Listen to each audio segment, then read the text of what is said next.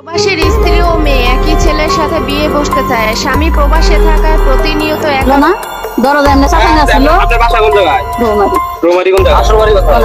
আর phone দিতে আমাদের 10 মাস হলো সম্পর্ক, ফোনে কথা বলা। কার সাথে সম্পর্ক? আর এই ছেলেটাকে যে এখন তোমাকে যারা প্রবাসী, যারা প্রবাসে থাকে, যারা এই দেশের থেকে হাজার হাজার কিলোমিটার দূরে থেকে স্ত্রী সন্তানদেরকে ভালো রাখার জন্য, মা বাপকে ভালো রাখার জন্য আগামী দিনগুলো অনেক টাকায় পয়সা ইনকাম করবে, ভালো একটা বাড়ি করবে, ভালো গাড়ি করবে, ভালো ব্যবসা প্রতিষ্ঠান করবে, এই আশায়, সুখের আশায় স্ত্রী সন্তানদেরকে রেখে হাজার হাজার কিলোমিটার দূরে যেয়ে তারা কাজ করে। আর দিন শেষে সারা দিন পরিশ্রম করে দিন শেষে রাত্রে একটু সময় পাইলে ফোন দেয় নিজের স্ত্রী সন্তানদের কাছে, মা বাবার কাছে। আর সেই সময় যদি বউ কথা না বলে বলে যে আমার ভালো লাগতেছে না, সেই সময় যদি কথা না বলে বলে যে আমার এখন মোবাইলে চার্জ নাই, আমি এখন খুব টায়ার্ড, আমি সারা দিন অনেক পরিশ্রম করছি, কাজ করছি, এখন আর আমি কথা বলবো না, তাহলে ওই লোকটার কেমন লাগে?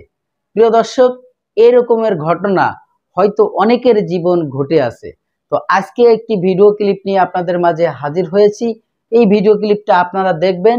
অবশ্যই আমি আশা করি শতকরা 90% লোকের সাথে এই ভিডিওটি মিল আছে এবং খুবই কষ্টকর একটি ভিডিও। আপনারা অবাক হয়ে যাবেন, আপনারা আশ্চর্য হয়ে যাবেন, ভাবতেই পারবেন না যে তার স্ত্রী এই ধরনের কাজ করেছে। প্রিয় দর্শক, বিয়ের মাত্র 6 মাস পরে চলে গেছে, বিয়ের মাত্র 6 মাস পরে চলে গেছে বিদেশে। আর সে কতটা রিস্ক নিয়ে যে দেশে গেছিল সেই দেশে সে অবৈধ হয়ে গেছে। তার যে কোম্পানিতে সে গেছিল সেই কোম্পানি কিছুদিন বাদেই বন্ধ হয়ে গেছে এবং ওই কোম্পানি থেকে তাকে আর বেতন দেওয়া হয় না। দীর্ঘদিন ধরে বসে থাকার কারণে বাড়ি যখন টাকা পয়সা পাঠাইতে হয়, নিজের খরচ আছে, তখন সে ওইখান থেকে কোম্পানির থেকে পালিয়ে চলে গেছে, তার পাসপোর্টটা পর্যন্ত দেয় নাই। আর সে কতটা জীবনের ঝুঁকি নিয়ে সাগর পাড়ি দিয়ে অন্য রাষ্ট্রে চলে গেছে সুখের আশায়, অনেক টাকা ইনকাম করার আশায়। সে সফলতা পেয়েছে, কিন্তু বাড়ি যে একখান স্ত্রী রেখে গেছে, বিবাহ করে বিয়ের পরে মাত্র 6 মাস পরেই চলে গেছে, সেই স্ত্রী একদম পার্শ্ববর্তী একটি বাড়ি, সেই বাড়ির একটি ছোট কম বয়সী একটি ছেলের সাথে অবৈধ সম্পর্ক জড়িয়ে অবৈধ মেলামেশা করে এখন স্থানীয় কিছু লোকের কাছে ধরা পড়ে গেছে।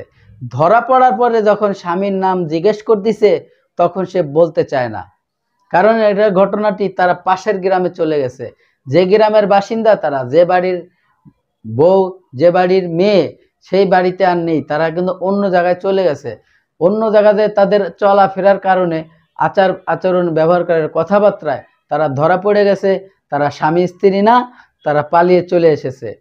যখন সাধারণ মানুষ ধরে উত্তম মাধ্যম দেয়, তারপরে এই যে সঠিক তথ্যগুলো বেরিয়ে আসলো, একে একে বলতে শুরু লাগলো যে তার স্বামী কি করে, কোন দেশে থাকে, কতদিন ধরে এই নাগরের সাথে সে সম্পর্ক তৈরি করছে আর অবৈধভাবে মেলামেশা করছে। সুপ্রিয় দর্শক শ্রোতা, আমি আর বেশি কথা বাড়াইতে চাই না, চলে যাব সেই গুরুত্বপূর্ণ ভিডিওতে যাওয়ার আগে ছোট্ট করে একটি রিকোয়েস্ট করব। প্রিয় দর্শক, আপনি যদি আমার এই চ্যানেলে নতুন বন্ধু হয়ে থাকেন, ভালো লাগলে চ্যানেলটিকে সাবস্ক্রাইব করে রাখবেন।